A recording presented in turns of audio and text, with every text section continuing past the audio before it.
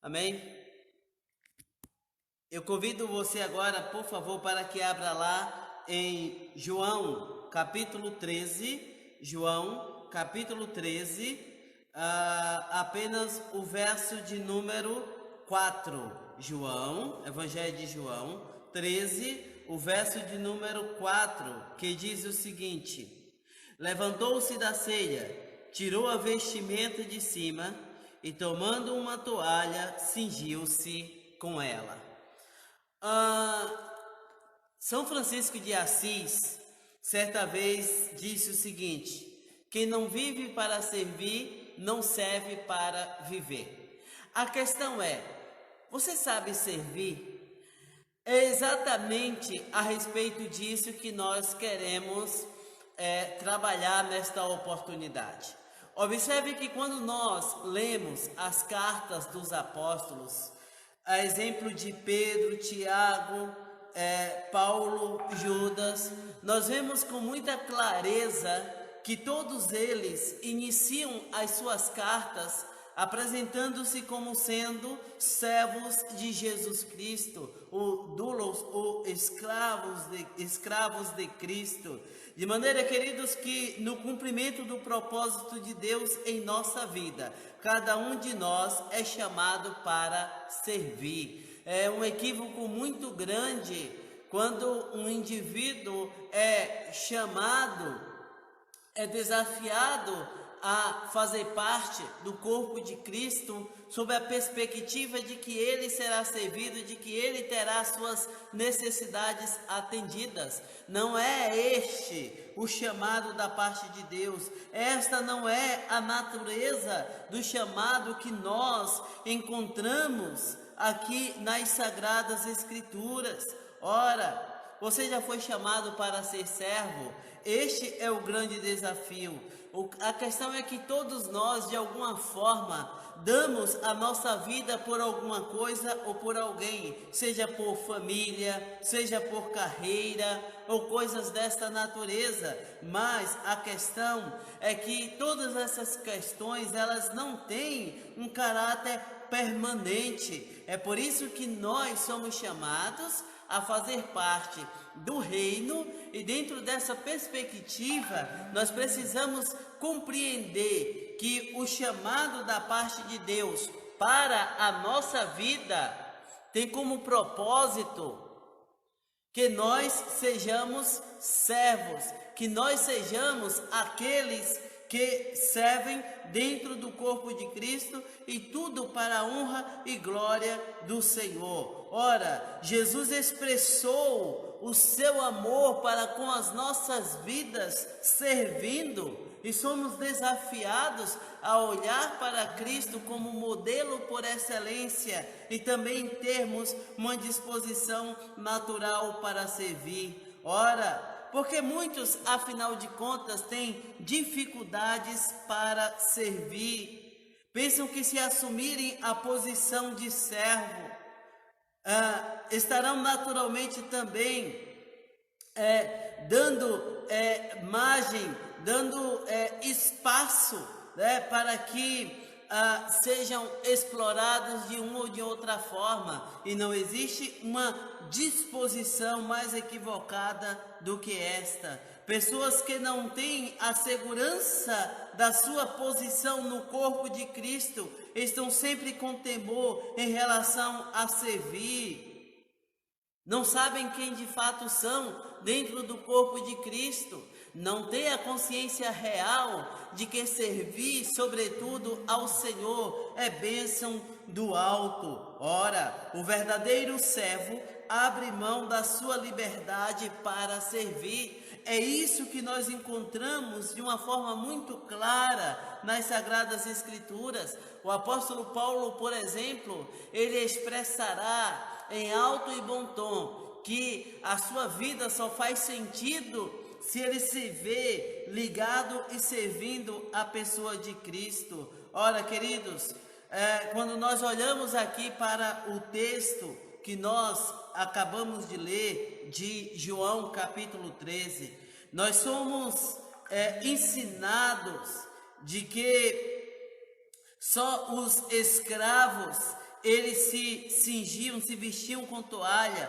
Por isso é que os discípulos ficaram estarrecidos, chocados ao verem Cristo cingindo-se com toalhas. E aqui nós temos algo bastante paradoxal, pois nós vemos à luz da palavra que fomos libertos do mundo e do poder do pecado para nos colocarmos na posição de servos, somos chamados para servir, mas, é claro, servir a Deus. E dentro dessa perspectiva, isso não é peso. O que você tem feito dentro da perspectiva da edificação do reino de Deus? Somos desafiados a assumir uma postura de servos, sobretudo para que o nome do Senhor seja exaltado por meio da nossa vida. Portanto, disponha-se a servir e servir com tudo aquilo que você possui, seja com sua vida, com seus bens, com seus talentos, com o seu tempo. A palavra nos desafia a que dediquemos tudo isto no serviço ao Senhor, para que desta forma o Senhor seja exaltado por meio da nossa vida. Daí eu pergunto, como você pensa em servir afinal de contas? De repente, na recepção das pessoas que vão chegando à igreja, de repente auxiliando lá na cozinha da igreja, de repente carregando uma caixa, tocando, evangelizando. Ora, meus queridos, o que não falta dentro da perspectiva do reino é local e condição para nós servirmos. Ora, daí eu posso dizer também de uma forma muito categórica que a nossa cidade só é conquistada por verdadeiros servos e não por generais. Sim, às vezes nós somos tomados por uma pressão por parte da cultura, e aí nós vamos desenvolvendo um mecanismo, uma disposição, não de servir, mas o de sermos servidos. E isso é um grande equívoco à luz da palavra de Deus, pois o próprio Cristo deu exemplo de servo, ele instruiu os seus discípulos para que fossem servos de excelência.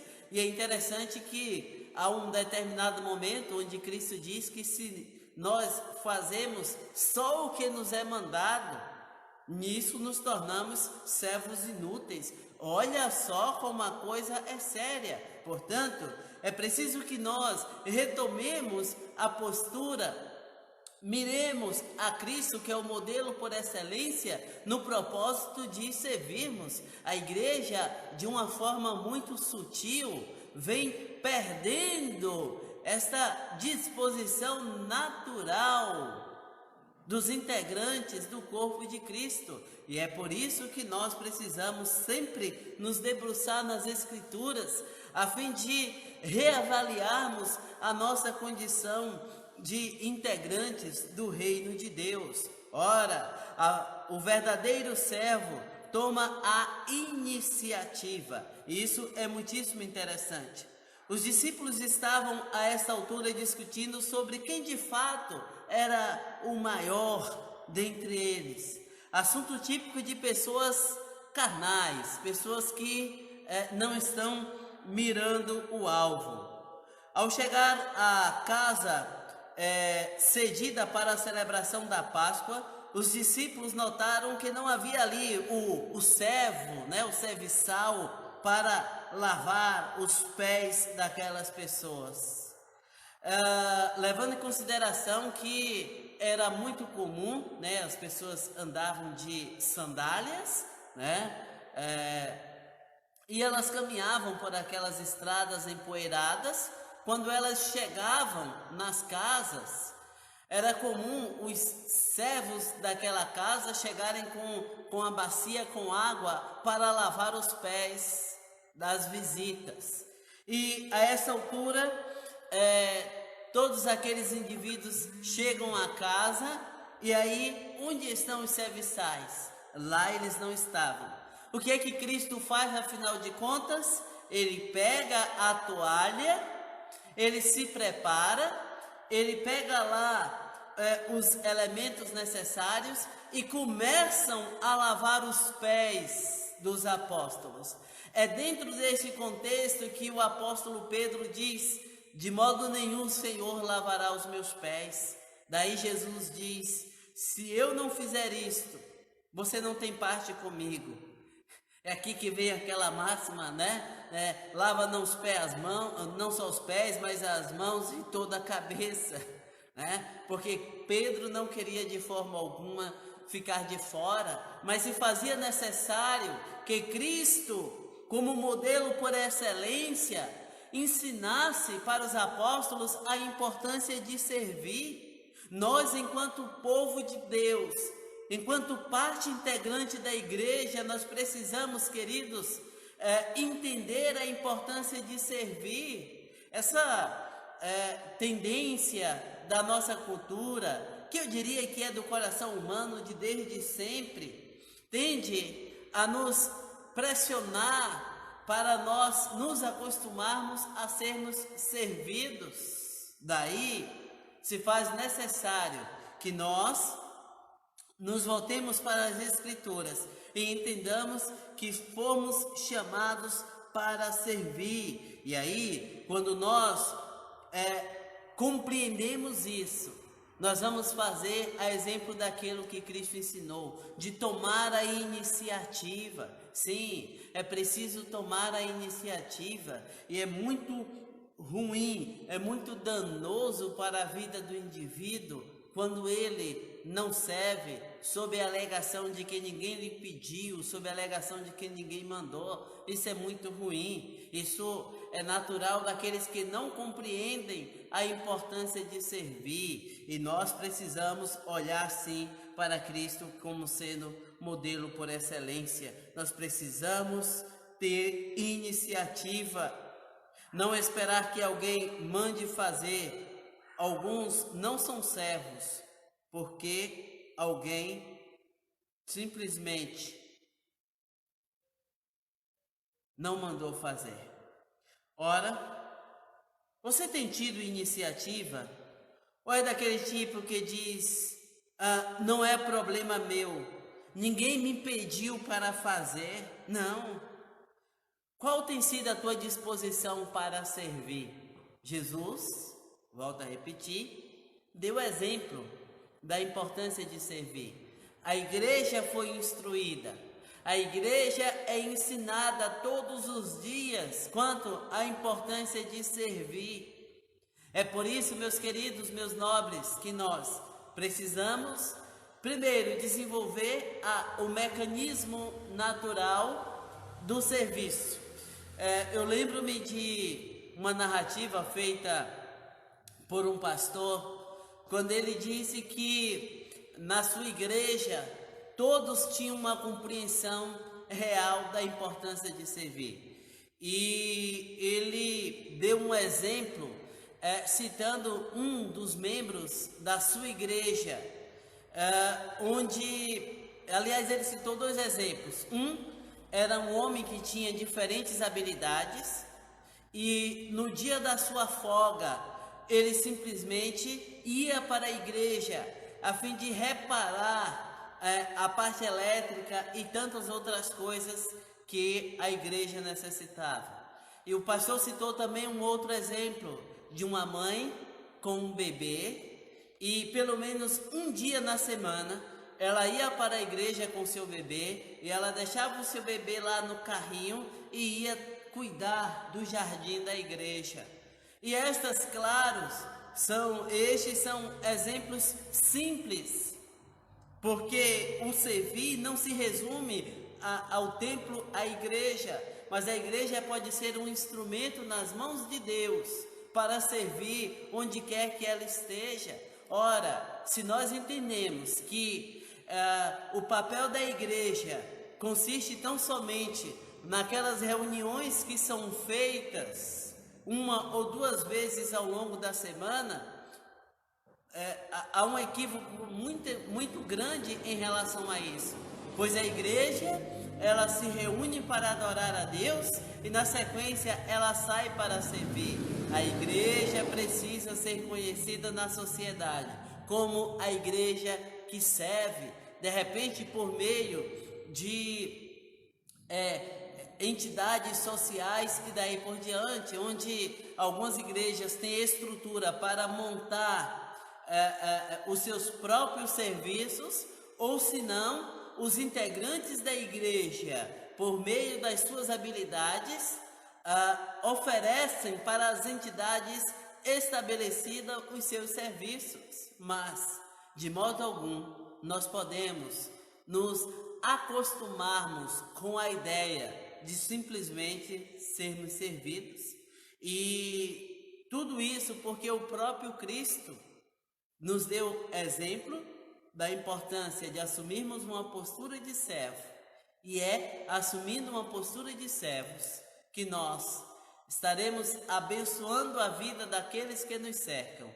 e claro, seremos um instrumento nas mãos do Senhor, para que dessa forma o seu nome seja engrandecido em nossa vida. Portanto, sirva, seja na sua igreja local, colocando as suas habilidades à disposição da liderança local. De repente você é um músico, coloque essa habilidade à disposição da igreja. De repente você fez um curso na área de gestão, de repente você fez um curso na área de marketing e de mídias sociais, enfim, e existem tantas outras coisas. De repente você é um técnico que mexe com eletricidade, de repente você é um encanador, e por todos esses meios você pode servir a igreja local e também pode através da igreja abençoar a sociedade, abençoar aqueles que estão no entorno da igreja. Que o Senhor, na sua graça, abençoe a sua vida. Se você já serve a igreja local e a sociedade, que bênção. Mas se você ainda não está colocando à disposição do reino essas habilidades, eu te desafio a que você, olhando para Cristo como modelo, coloque à sua disposição, ou melhor, coloque-se à disposição para abençoar a vida de tantos outros, na certeza, na convicção de que desta forma você será um instrumento nas mãos do Senhor para abençoar vidas. Que o Senhor, na sua graça, te abençoe e abençoe a tua família. Nós vamos